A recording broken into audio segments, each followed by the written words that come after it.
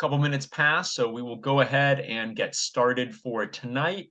For anyone that joined more recently, we'd mentioned before, but Andy unfortunately can't make it tonight, so it'll just be me running the show for tonight. But welcome to everyone, and thank you for joining us for this month's Photo Society.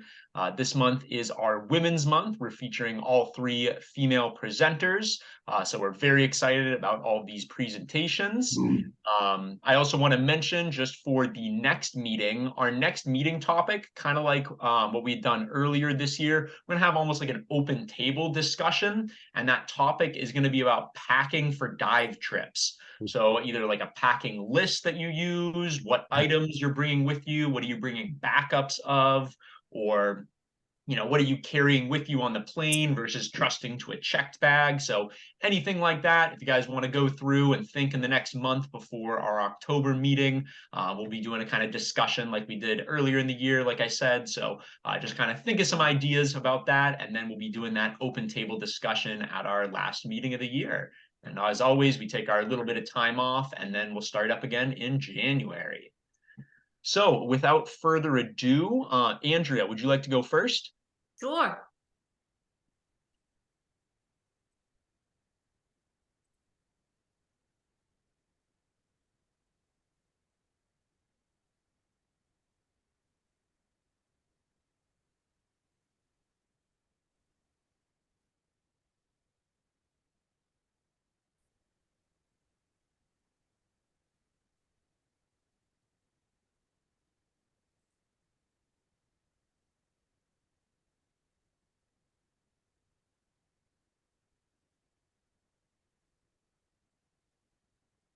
All right, can everybody see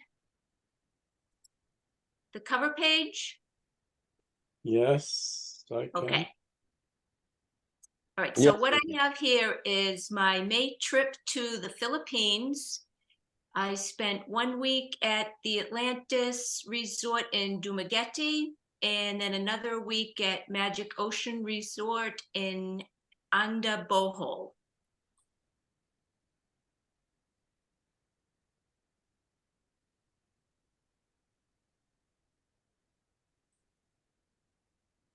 All right, so to get to Dumaguete, it wasn't too difficult. I went Boston to Doha, and then Doha right into Manila.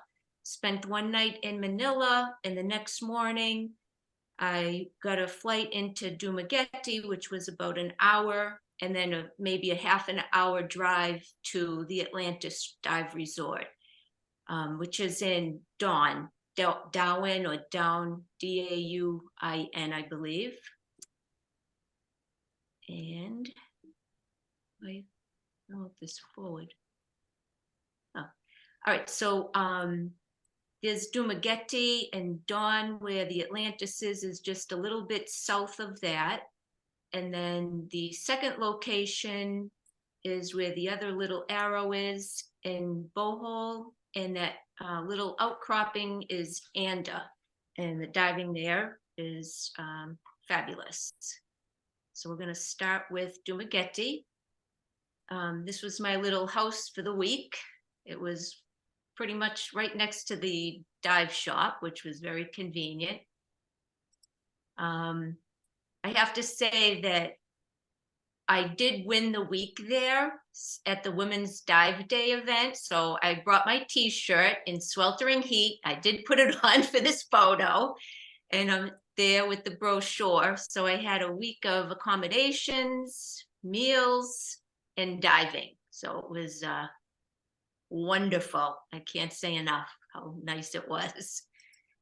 Right out the front is the dive boat, so the walk from the room is very close, and pretty much that sand that you see there is the bottom composition of where you'll be diving, and what you'll see. It's a dark brownish, blackish bottom, and we went on like those little red boats and that big boat in front. Even if it was 5 minutes away, we could have like walked into the water on some of the sites, but I don't think we went further than 20 minutes away. They were very close. Here is my camera setup. For this trip, I used a TG5 camera in the Olympus housing, 2 strobes. They're the CNC YSO1, a solar 1500 lumen spotting light. And with the courtesy of Timur, I used his Subsea Plus 5. And my friend Sal Tecci let me use the Subsea Plus 10. I used it a lot here, but it was a lot different using it in a location that I'm not used to photographing in. So it was a little bit of a challenge. So here's the first dive. It was the checkout dive. And we see this big, they call it the Jolly Green Giant nudibranch. It had to be at least 6 inches long, and it was cruising through all of the algae. It was really tough to get the whole animal in the picture. It's Myanmar sinuata is the variety. And you'll see from the minute you get into the water all the way down the slope is a lot of this, seaweed. This is a paddleweed that had some nudibranch eggs on it. So I said, wow, it's going to be a good week. There's already a lot of life. Then this here is called a solitary green seaweed. And I have this little arrow here. There were a bunch of, I assume these are like the little Shaun the Sheep nudies that are like barely a couple of centimeters long. So the arrow is this close up. I don't know what kind of eggs those are. I don't think they're the Shaun the Sheep nudibranch eggs. It must be something else. But it was kind of cool the way he nestled himself in there. This here, it was that same first day night dive. My camera battery was dying, and this had just come on my list. It's called a lobiger. It's either viridis or navilli. And even the guide said he never saw one here.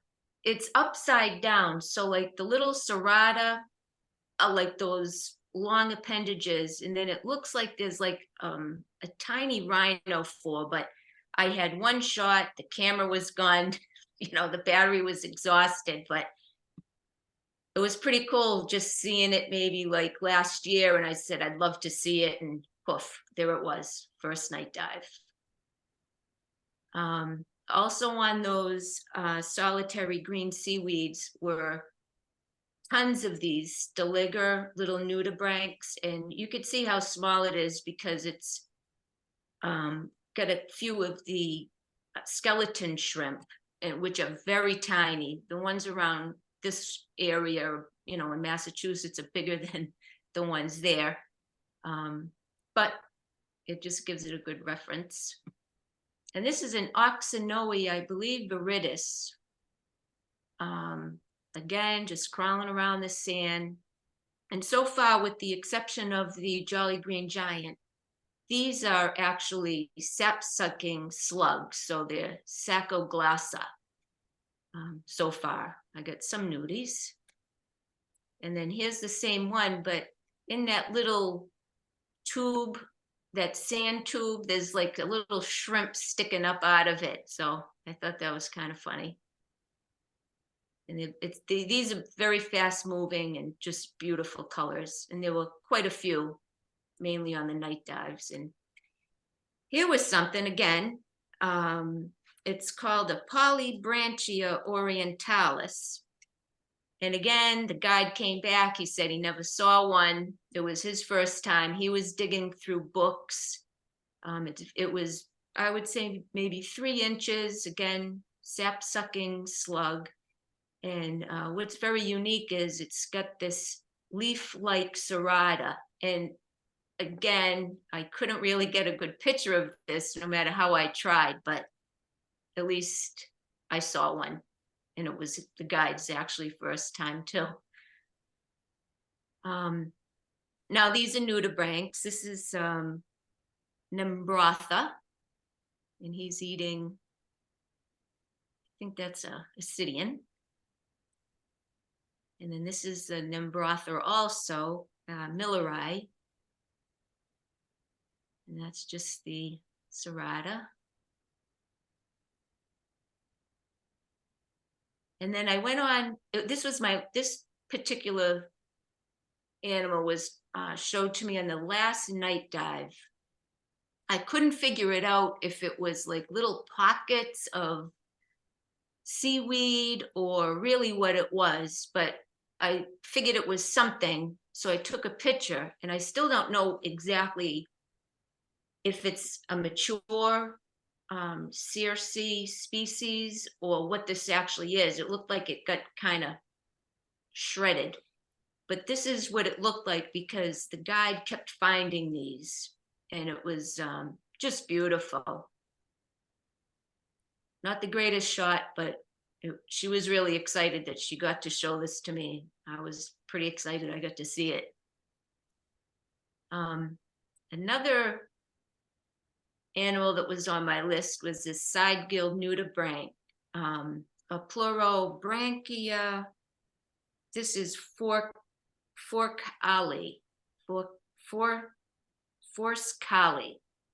and they're about 4 or 5 inches, and they're rummaging around the bottom on the slope. I mainly saw these on night dives. And then my guide was super excited when she showed me this. This again, it's a plurobranchus grandis. And this had to be at least 10 inches long, if not longer. And then I had on, of course, that super macro lens, so it was hard to get the whole animal. But this is like, I don't know what it was, but it's like a hood. I think the side gill is actually under this flap on its side. And then I don't know really, but it looked like a tail, but it was moving about with that tail up. So was it a nudie? Well, it's a plurobranchus, which is a side-gilled nudibranch. So it is a nudie. Okay. And this was a little shrimp on a sea pen. There's always something living in the sea pens, could be shrimp or little crabs, but this guy was kind of blended right in with the same color as the sea pen. And then I think this is some sort of a tube worm, but it has on the right side, it has a tiny, tiny fish kind of sitting in it. And they're interesting, very colorful. And then this area is really noted for a lot of frogfish, and most of the time they're stuck under ropes or tangled up in some debris and really tucked inside. But this guy was out right in the open, very small, maybe 2 inches. It's the same one, just the side view. And then this little guy, he was very tiny. So I was taking a few photographs because he wasn't moving much. And then all of a sudden he starts doing this. I don't know if they're trying to catch food. And then he kept doing it. So I happened to be at the right place at the right time. They're threatening you, actually. Oh, is that what it is? Yeah. Trying to make them Trying to look bigger? bigger. Yeah. Yeah, some of the frogfish had to be, I don't know, the smallest I've ever seen in my life, like centimeters, like 1 or 2. There were like groups of these ornate ghost pipefish, but they're tough to photograph.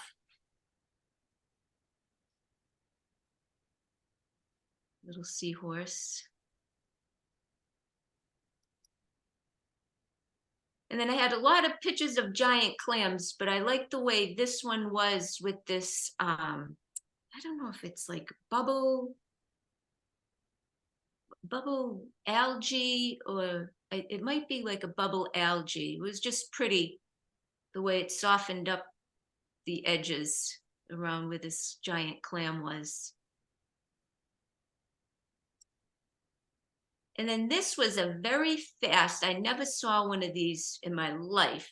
It was a very fast mantis shrimp. And it was about 2 inches barely. And it just would not stop like scurrying around the bottom. But I got this mainly for like ID purpose. It was pretty interesting. Because usually mantis are rather large and they live in a hole. This guy was out and about during the day. And then this was a cool little find my guide showed me. It's a dragon sea moth, very tiny, blended right in. Hard to photograph because he was like so flat, but it was kind of neat. He didn't move. So as that week ended, I took a ferry from Dumaguete to Taglabarian, which is just north of Pangalau. And the ferry was about 2 hours. And then we took a car. It was a 2.5 hour drive all the way to Anda for the second dive site location, or dive week. There's tons of dive sites that surround this little outcropping in that part of Bohol, from walls to muck. This is the resort up in the parking area looking out. And that's pretty much how the sea was all week, very flat. These are the rooms. Beautiful pool. The dive dock and the boats. There's only one here, but they had several large boats too. First dive, they said, we're going to see a banana nudie. So I says, okay. I didn't know what one was. So it was down about 80 feet, and this banana nudie had to be 4 inches. And I couldn't make out where the front was or the back. So I turned around, it looked like a little smile face. So I'm assuming that was the front, but I still really don't know. So that was a pretty interesting little nudibranch, rather large. And this is a Ardiodorus egretta, beautiful nudibranch. You can see a little bit of current. It was just perfect. The way it lifted up the sides. Here's a Nembrotha. Lots of Nembrotha. This is different Nembrotha. And another one. A nudibranch egg string. And this was the only sap-sucking slug I saw in Bohol. It's Thurilda lineolata.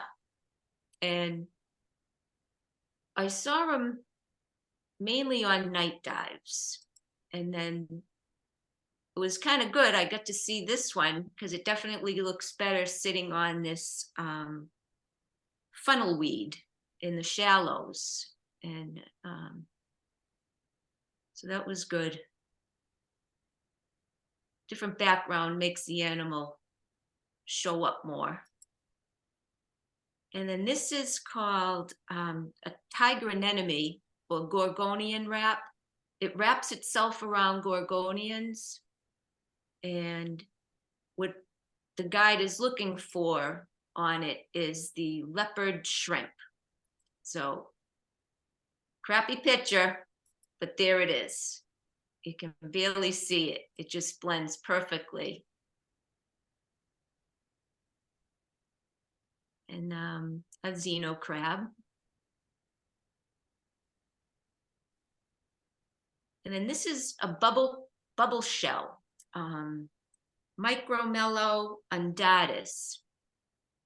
Tough to photograph. It was very shallow water, glaring sunshine, white gravel, but it was just so beautiful and tiny, maybe an inch. And this is a cowrie, which is an egg cowrie. And it was again in very shallow water when we were doing our safety stop on some, I think that's a soft coral or leather coral. And then there were many, many crinoids everywhere. And the guide was always looking for these crinoid shrimp. And they just blend in beautifully. Black and white, green, we saw blue, yellow. And this is a fuchsia flatworm, very fast moving flatworm. I mean, it was just all over the place. And that's it, just on a different background. It looks much better on the other background. So we saw them, I don't want to say they're common, but we saw quite a few of them. And then that was a night dive, just this brittle star. It was just so pretty.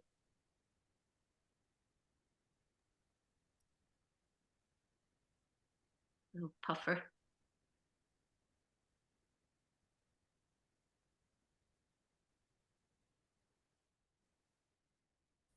And this is a sponge. I didn't know really what it was in the beginning, but then when I came back, I noticed that it's a sponge with sea cucumbers engulfing the whole tube.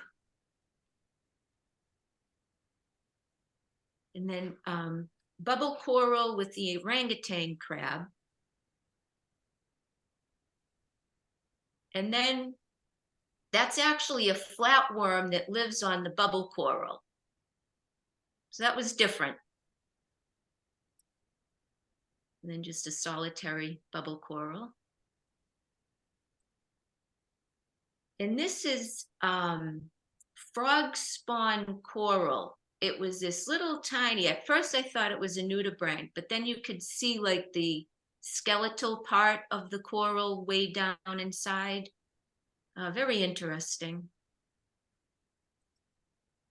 Candy coral crab.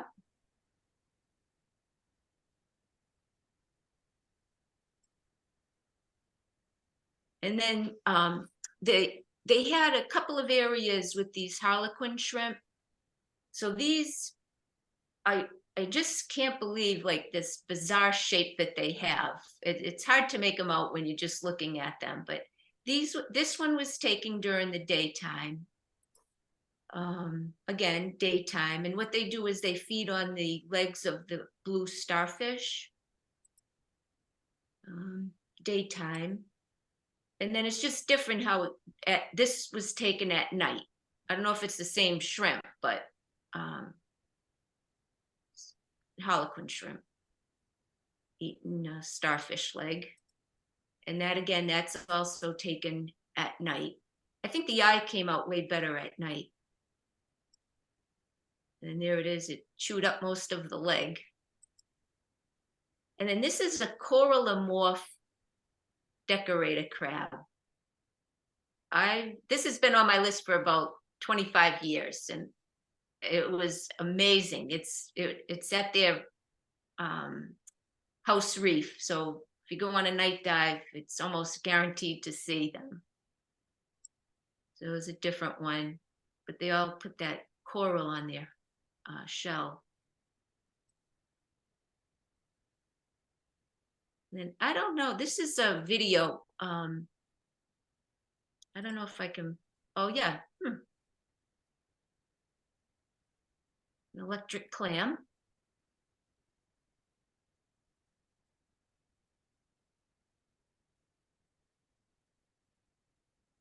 I've taken stills and they never really look like anything, so this time I shot the video. And that's it for the underwater. I just have a couple. There's some beautiful beaches in Bohol. The grounds at the resort were beautiful, flowers and plants and all kinds of everything. It was just tropical paradise there. And that's it.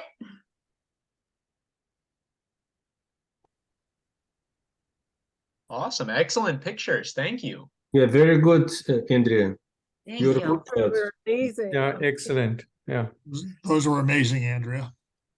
Yeah, Bill, thank you. You were at Atlantis.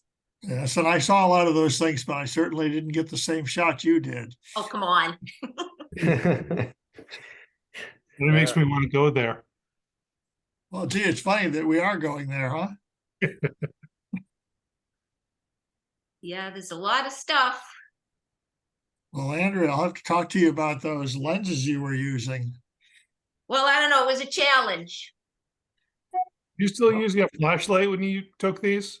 The No, what? Are you still using a flashlight, or were No, you? but I'd like to go back to the flashlight in all honesty. yeah, because your photos suck with the strobes. Yeah. Yeah. No, what I have to say with that, with the +5 and the +10, if the conditions are perfect, but if there's the slightest bit of movement from like a current, or if an animal moves, it's blurry. So you have to be so patient, and it's difficult. Like at home here, I was able to manage the photos, but like, you know, you're not down there for 2 hours, and there's other people that want to photograph the same animal. So I assume your depth of field. I assume your depth of field is very shallow. it is. And like sometimes I was able to get the lens close to the animal and do a great shot. And then other times I would get close and it just would not focus. The focal point was like, forget it. So I would have to go way back. So then I was like, well, then I don't need the lens if I'm going that far back. It's a challenge, but when you get it to work, it's unbelievable. Those were excellent photos. They were Thank really you, Jim. good. Yeah, really, really good. Yeah. You know, I probably had just under 2,000 shots that I uploaded, probably deleted 2,000 shots, if not more. And then these were just a few of them. Well, they were excellent pictures. Thank you for sharing Thank with you. us. Awesome. So next up, Ellen, would you like to go? I'm not sure I do after that. No, I'm sure they're very good. So it's going to be some level of overlap here. So this is a two-part trip. A little board in Tubbataha, and then at the same resort in Bohol. So again, we flew to Manila. I went through Seoul, Korea, but it was direct from Boston to Seoul, and then from Seoul to Manila. And from Manila, we flew down to Puerto Princesa, and then we had about a 10-hour crossing over to Tubbataha. So you can see kind of the orientation. It's directly above Sipadan, obviously on the edge of very deep stuff. And then Dumaguete and Magic Ocean were over here. So let me see. Why is this not advancing? There we go. So Tubbataha is a World Heritage Site. And so it's been protected for quite some time. It's very limited on who can go there and what you can do. So there's obviously no one living there except for the park rangers that are in this little spot over here. But the numbers of species of fish, and as you can see here, sharks, dolphins, whales, are just phenomenal. But we were, for example, we were not allowed to use reef hooks or pointer sticks at all through that. And when you look at this picture, it looks like there's land. But so this is the ranger station right here. That's the ranger station over there on the left. And you can see there's not exactly land. There's a sand spit, and then the ranger station is up on pilings. They're building a new ranger station over here, which is going to have much more better facilities for people doing research. But that spit of land and maybe two others is it for anything above water. So obviously very much a liveaboard. But comes with that is just absolutely gorgeous sunsets every night. And there were a few fish. The amount of sea life was just amazing. There were some pictures that I took, and when I looked at them after the fact, I'm like, what's all that backscatter? And then I looked closer. Oh, those are actually fish. This was not an uncommon scene. There was never really any sand or open space. Everything was covered with corals and sponges, both soft corals and hard corals in great abundance. From a camera point of view, I did not take a wide angle, which is what this site would demand, but I just didn't want to deal with the wide angle and the changing of the ports and all that stuff. And then I did have a wet macro, but nothing like what Andrea was using. So my equivalent pictures of the same things are just not going to be that great. I also did not have a video light at all. So I took a couple of videos just to show some things that I couldn't otherwise do. And the color on them, of course, is absolutely terrible. But hey, there you go.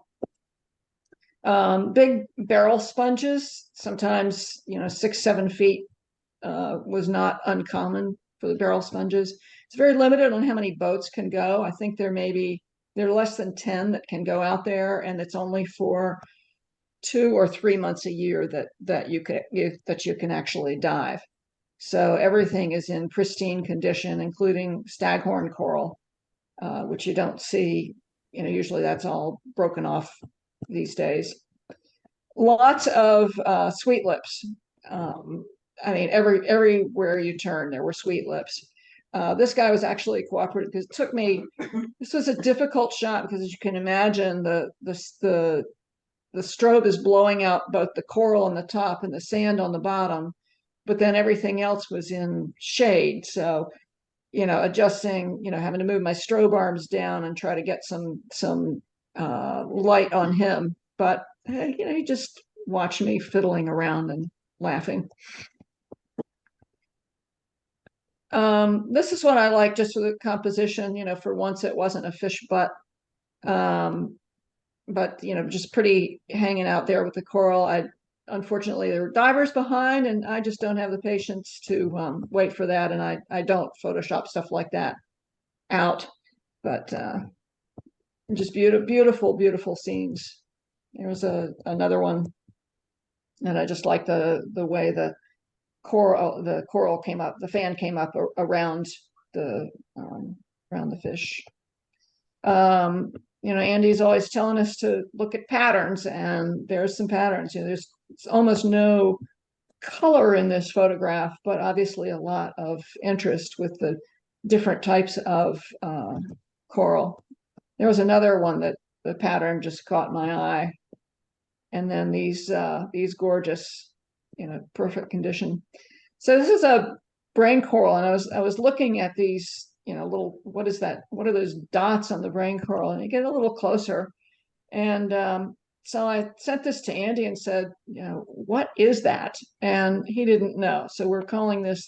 This is Stump the Chump #1. I don't know if anybody else has a clue what that might be. But the fans were huge, pristine, and quite prolific. I mean, at some depths, I would say some of the fans that we saw were 20 feet. I'm not exaggerating. They were just absolutely huge and gorgeous. This trip was arranged by Susan Coppola. That's Susan. If you're ever diving with Susan, this is what you see, is her purple magnifying glass up stuck against her face the entire dive. This was one where I was, taking a picture of the turtle, and I didn't even notice the sweet lips there behind it until after I'd taken the picture, because sweet lips were just everywhere. Spadefish or batfish, lots of them. I've got a video which is terrible, but kind of shows you the quantity of the number of these things. It just went on and on and on. This is a triggerfish. These were quite common, and this is very strange. In the middle of the day, they would stick their head in these holes, and it was like it was nighttime and they were going to sleep, but they were doing this in the middle of the day. But the colors on the coral were just amazing. Our friend the lionfish, Picasso triggerfish, getting cleaned. The cute little scorpion fish. I thought he just had a fun expression on his face. This is just another video to try to get across the idea of the number of fish that they just kept coming and coming and coming and coming. Another pesky diver. We were there really to see big stuff, but when you don't have the big stuff, you kind of look around and find yourself a whipped coral goby or something, which is where the wet macros come in really handy, because you can switch from one thing to another. The Tubbataha is famous for whale sharks, hammerheads, mantas, big stuff. And that's what the guides were always looking for. And unfortunately, when we were there, we did not see, well, we maybe saw one hammerhead off in the blue, but no, the guide said it was a hammerhead. I didn't get close enough to be able to confirm that, but I did see something out there. So that was unfortunate, but it still was teeming with life that was interested. And of course, you gotta, even though you're there looking for whale sharks, you gotta occasionally do some nudies. Giant clams,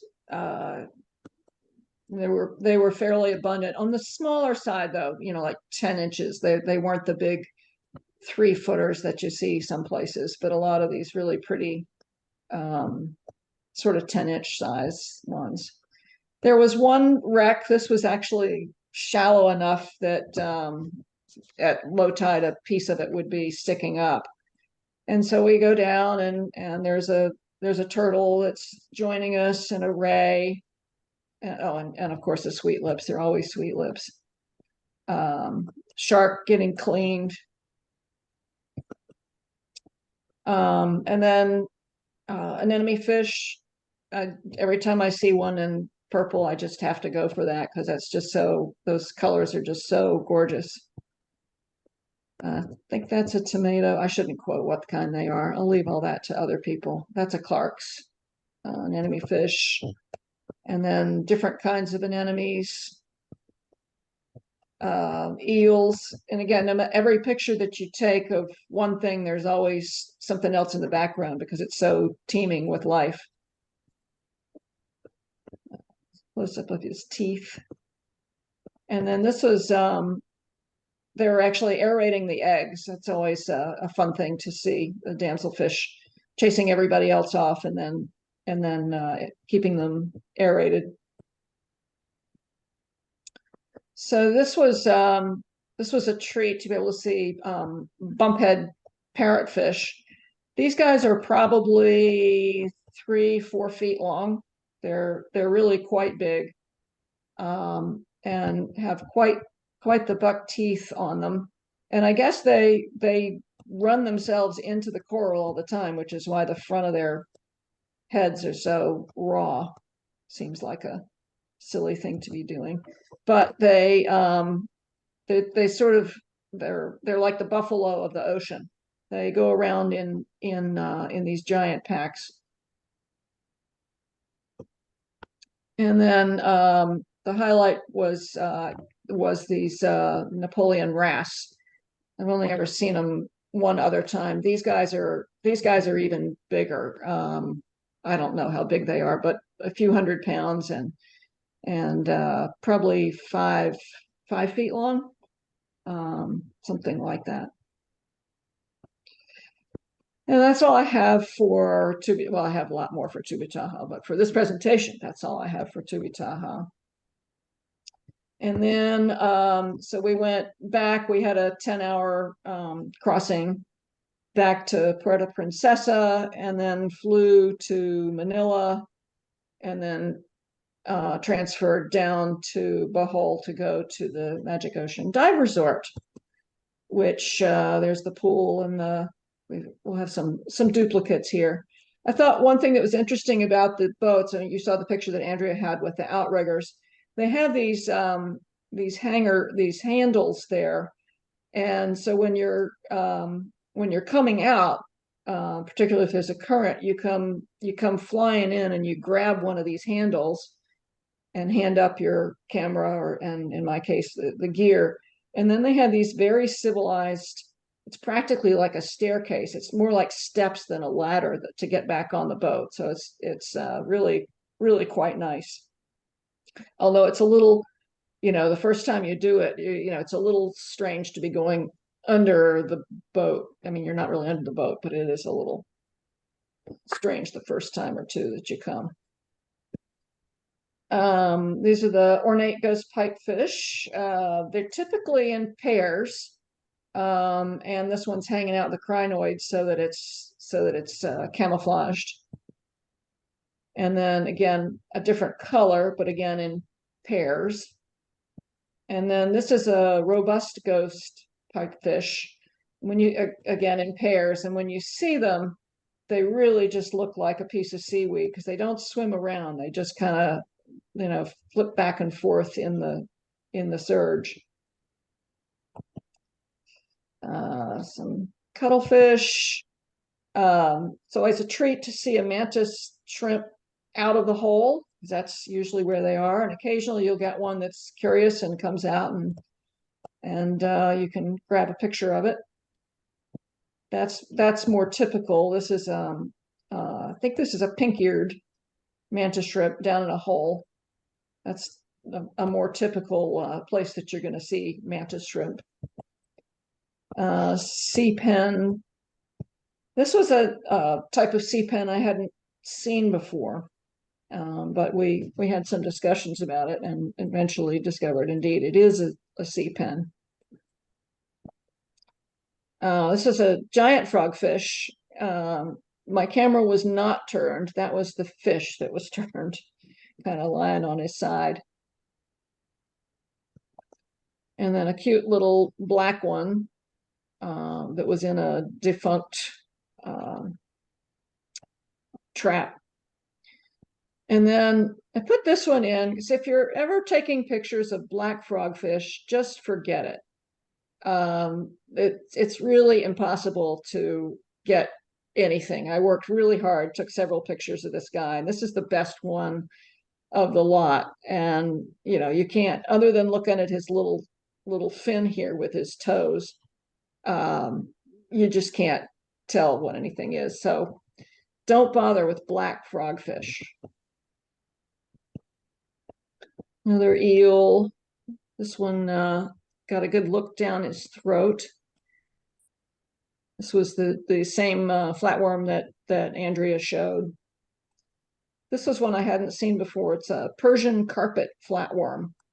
It was maybe 5-6 inches long and be different looking. And then just another worm with some shrimp. This is the Stump the Chump 2. I searched all over to try to find out what this is. And again, Andy didn't know what it was. It was maybe 3 or 4 inches long. No idea what it is. This was kind of interesting. There were all these scorpion fish that were in these corals like hammocks. There was not one, but two, not two, but three. Very, very, unusual. I thought unusual to see them like that. Usually you see something more like this. You can probably see this guy. There's his mouth, eyes, fins, always camouflaged. There's one that's even better camouflage. Maybe see his eyes here, fins here. Lots of turtles that were not swimming around, just hanging out on the coral, and these two big remoras on this one. And then this poor guy had a remora on his head, which just makes me want to scratch my head every time I look at this picture, this remora on your head. I think that's pretty rude. Some razorfish. I forget what kind of crab this is. This was a really tough shot because he was way down in this coral, which kept moving and he kept moving, and he was, I really had to work to get the light. As you can see, the light actually is coming in from behind. So I had to get my strobe in through a different path to the crab. And some nudies,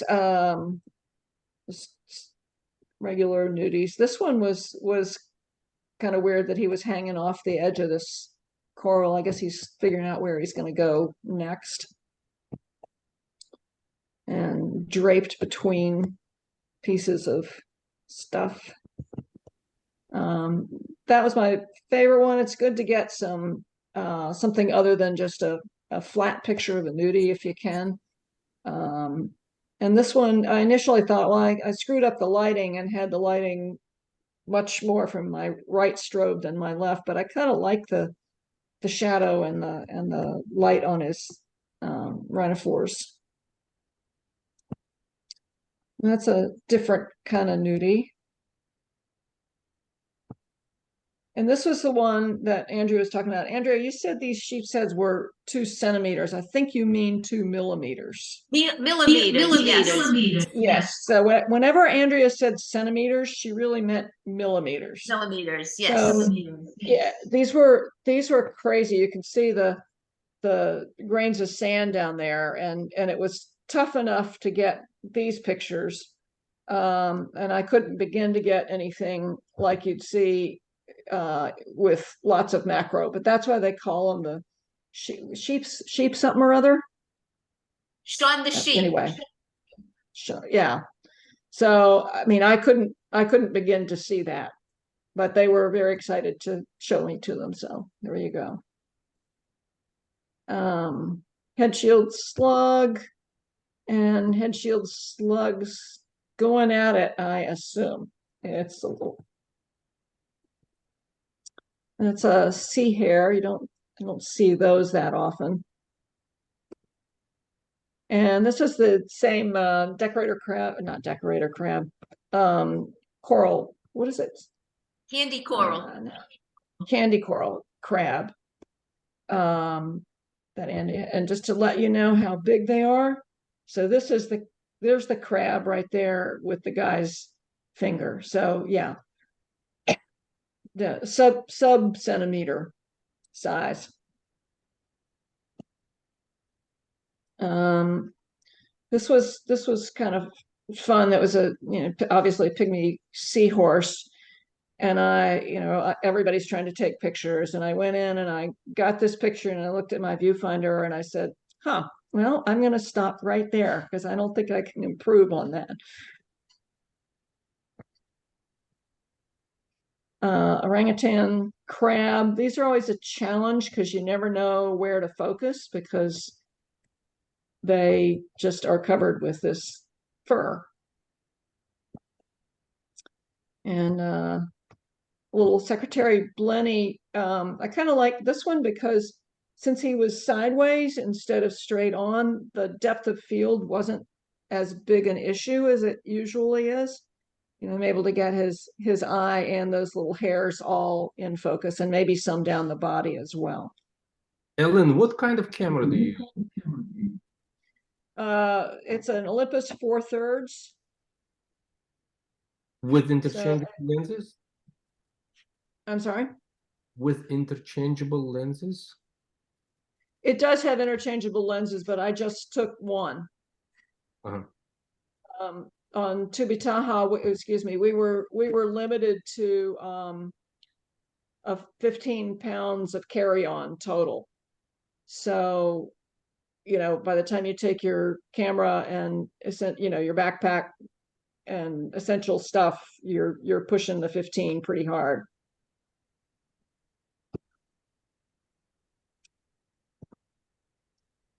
And always like different colored anemone with anemone fish and porcelain crab. This was a 3-footer. Always pretty to see those. Again, this is a horrible video, and I didn't have, yeah, anyway, but it's always fun to watch these guys feeding.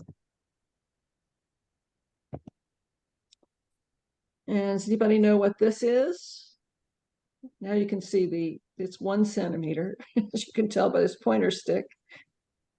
That's a baby lionfish. That's what they start out as. So this is the harlequin shrimp, maybe the same one that Andrea saw. I think what she mentioned, that they feed on these blue sea stars. That's all they feed on. And apparently what they do, if they're lucky enough to be positioned near one, what they'll do is they go up with these giant claws and they cut off the leg and haul it back to their den to eat it. And then, of course, the sea star grows a new one.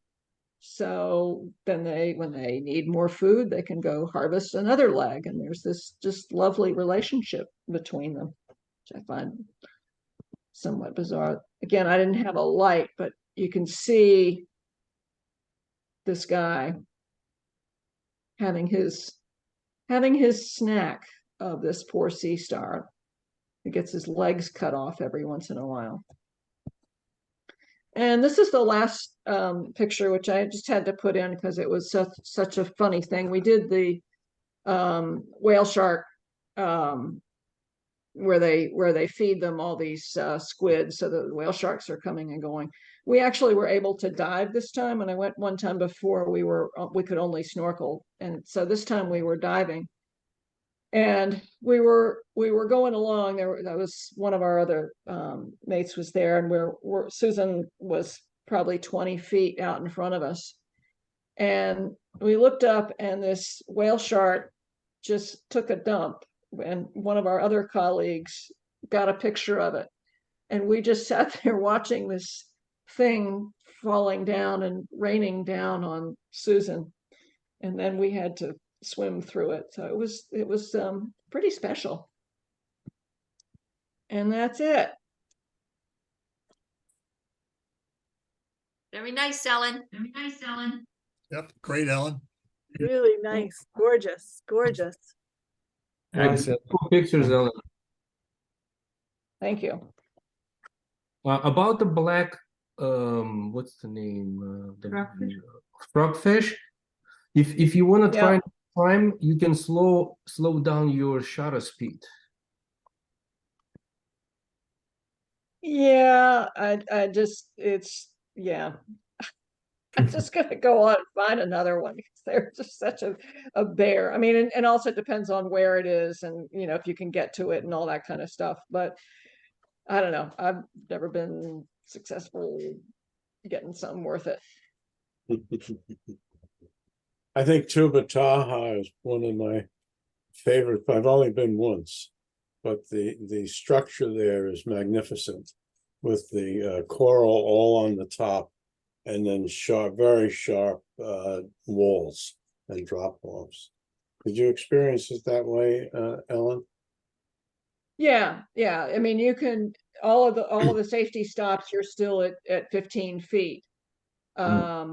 And then you can, you drop down to whatever, depending on the, Yeah, what it is you're going to be seeing.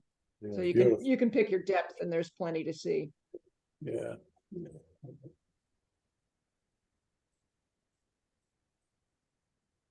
Awesome. Well, thank you, Ellen. Those pictures were fantastic. I liked getting to see you got a good diversity of the bigger schools of fish, as well as some nice up close macros there. So that gave us a good example of everything you saw there. So thank you.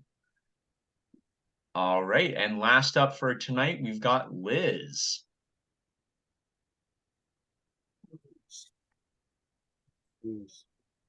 Awesome. I hope everyone can hear me okay. I've got a new headset set up and I don't know how the audio is on it. Coming through good right now. Awesome. So happy for that. Cool. So let me bring up my presentation. Ooh, there we go. And get that screen shared.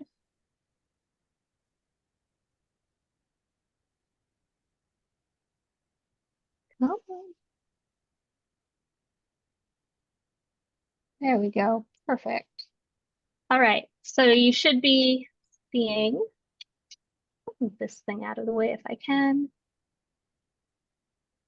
Beautiful. You should be seeing cover slide. So what I did on my summer vacation, I stayed home, but I still saw some cool stuff. So that's why this is tiny cool stuff. It's just super macro things that I took photos of at dive sites off of Cape Ann. The setup is all right here. It's mostly an Olympus setup. The star of the show is the Nauticam SMC1. It's all, I don't want to say old, but it's older gear, but I've still had a lot of fun with it. And because it's entirely kind of a macro setup that I have right now, it's really, really focused, pun intended, maybe, my photography efforts just on really, really small stuff, which was incredibly frustrating. At first, I hated it. Now I love it. I can't get enough of it. And I need to get underwater again sometime very soon. The dive sites that I took these photos at, very limited. They're all either Back Beach, Old Garden, and one or two were taken at Pebble. But again, really cool stuff. This nudibranch I saw at Pebble Beach, I think it was back in June or July. We were heading back from the reef and I looked down and there was just a bit of yellow tumbling around in the water. And I'm like, oh my gosh, it's a nudie in the middle of July. I must get a photo of this. So I snapped a few. This one is not perfect, but it's the best one that came out. I liked it. It's very cheerful. Northern pipefish, of course. I saw this little guy last week, and I'm a little disappointed because I wanted to get the eye in focus a little bit better. One of the challenges of the super macro setup, and I think someone said it in one of the previous presentations, is got an incredibly shallow depth of field. It's so tough to get everything that you want in focus.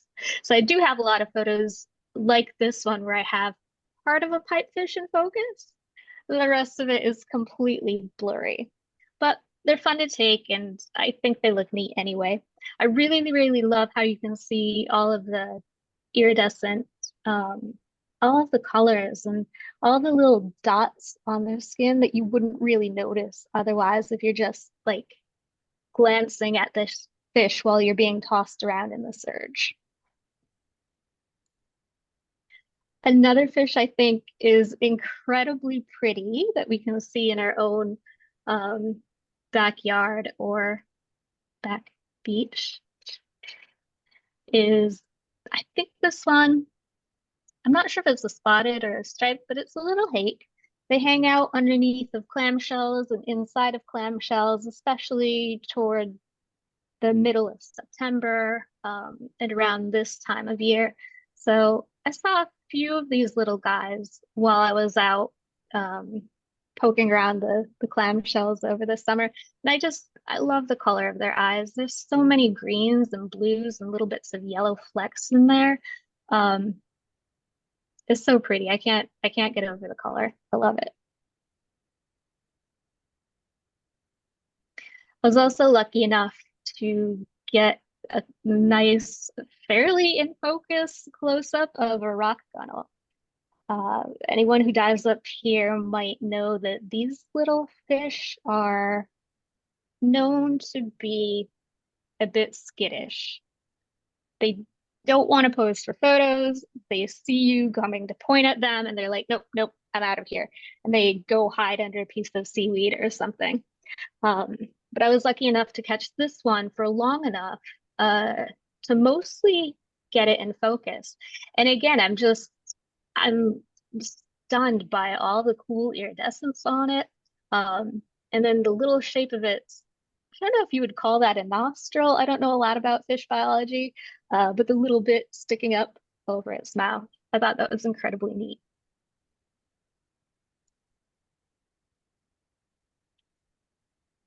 This is probably not a super technically great photo. I think I was having flash issues this day. If you can see, it's a little bit grainy because I had to bump up the exposure a lot in Lightroom. But I saw a mussel shell, and when I looked closer, I saw this neat little snail underneath of the mussel and some sponge in the background, and then just little, I don't know what you call them, but the lacy bits on the mussel itself, and all of the detail I really, really liked. So I wanted to get it all into one marginally artistic composition. So like I'm still trying to get a really, really good photo of one of these mussels with its little shell half open. But this is one of my favorite ones so far. One of my absolute favorite photos that I took this summer was a super duper close up of a mass of squid eggs. We were being tossed around in the surf yet again. I'm sensing a theme at Pebble Beach, but we had found a number of these really, really big squid egg masses at various stages of development. So there were a few new ones on the rocks. There were some that were a little further developed. And then there was this one, which almost looks like these little squids are about to hatch. You can see their little eyes in there. And then the flash glinting off of it, and whatever the heck the shiny thing is in the middle of their head. I don't know what that is. Some sort of squid mystery. But I thought it was really cool that you could see that much detail of a little squid embryo with what I feel is the fairly low-tech setup that I have. Thought it was cool. This is another one of my favorites. This was at Back Beach. Back Beach doesn't get a lot of love. It gets a lot of hate just from being a shallow site, from being more of a beginner site, for being full of classes. But if you can get out and dive it when there aren't a ton of people there, and you really, really pay attention to the small stuff, you might get a shot of something like this, the sand shrimp. Something that I didn't realize about sand shrimp, when you look closely, it's got almost like little snowflakes on its exoskeleton, and that's what they look like to me. They're like snowflakes and bits of gold leaf.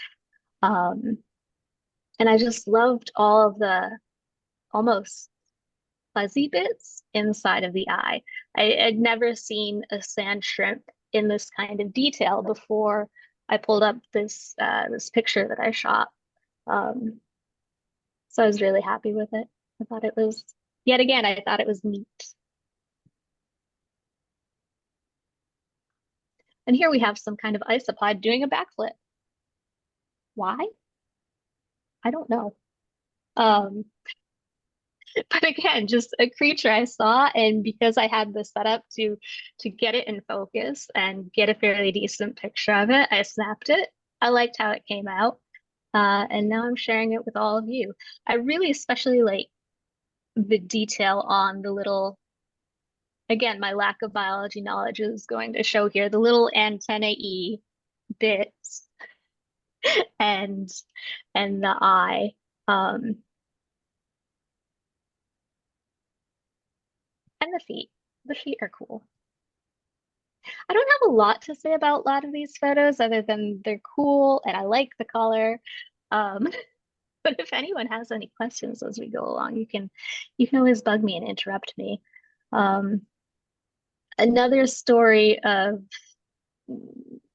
kind of a cool picture caught in the surf. When you hang out around the rocks at the sides of the beaches, toward the middle and end of the summer, we get all these little juvenile fish hanging out. Mostly they don't want anything to do with you, kind of like the rock funnel. They see you approaching with the camera and they're out of there. They swim a bit faster than I would like. But now and again, if you stay very steady and you're very patient and you just have your finger on the shutter and you wait and wait and wait and get a section of water in focus, if you're lucky, one of these little fish will cross the path of where your lens is aimed, and you might get part of it in focus. Maybe? That's what happened here. I was lucky enough to get part of the fish in focus, but I liked that the bits that were in focus were the back fin here and then the side fins, so you could see kind of the motion of the animal in the water. That's what I like about this one, even though most of it is a bit blurry. I also really like mud snails. Even though they're all over the place, I don't know if most people would describe them as pretty, but when you get them into such close detail, I think they're kind of interesting. And I could do a much better job with the focus on this one if I go out again and just lay on the bottom near a shell with a bunch of mud snails. I don't like that it's very, very fuzzy up here, and that the only place that's even sort of in focus is the edge of this clam shell and the tip of the mud snail shell. But I think they're kind of a cool subject, and I would like to take more pictures of them, see if I can get something a little better than this.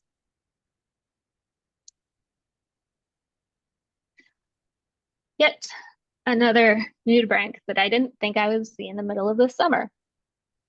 But while I was on a dive at Old Garden Beach, we headed out. I'm pretty sure that this was on that occasion. We went, we took a zero heading because there's a fairly big rock out there somewhere that has a lot of green sea urchins on it, and also other cool stuff. While the folks I was diving with were taking pictures of the urchins, I noticed down on the lower left-hand side of the rock, there were a bunch of hydroids. So I went in initially to see if I could get a photo of the hydroids. Spoiler, I did not get a decent picture of them at all. Very sad. But what eats hydroids? Nudibranchs. There were a bunch of them. I say a bunch. Really, it was 3 or 4 hanging out over where the hydroids were. And like I said, I didn't expect to see them that time of year. That made me really, really happy that I spotted them. So of course I took some pictures as a souvenir. I especially liked that this one was a little bit more orangey and yellow than the purpley and red ones that we tend to see. I thought that was a little different and a little interesting. And then my final tiny creature of the summer that I enjoyed getting a photo of is this little, I think it's a mysid shrimp. But again, I'm not great with marine biology. I see Matt nodding, so I'm gonna go with mysid shrimp. Another creature that I didn't expect to get a photo that would be in focus at all, any part of it whatsoever. I've tried to get pictures of mysid shrimp and I have failed time and time again. I have almost succeeded with this one, I think. I like that the little, are they legs? I don't know. The little appendages are fairly in focus. You can see, again, the iridescence of the exoskeleton with the flash reflecting off of it. You can see the little, I don't even know what to call them, the little frilly things coming off of them. And that made me happy when I looked at this photo. I was happy that it came out and it looked neat.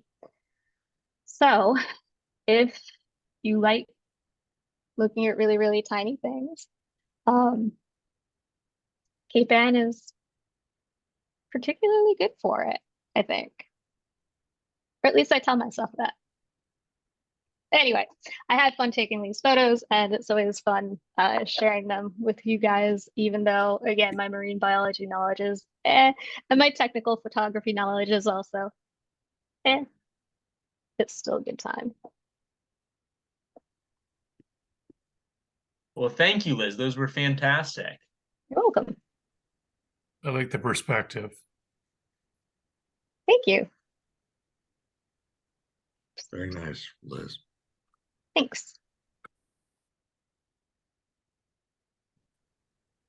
All right, awesome. Well, thank you to all of our presenters. Those were all fantastic presentations, getting to show us some of the opposite side of the world and some local pictures. So thank you to everyone who presented tonight. And for anyone that missed it at the start of the meeting, just so everyone knows, at our next meeting in October, kind of like we did earlier this year, we're going to have a little bit of an open table discussion.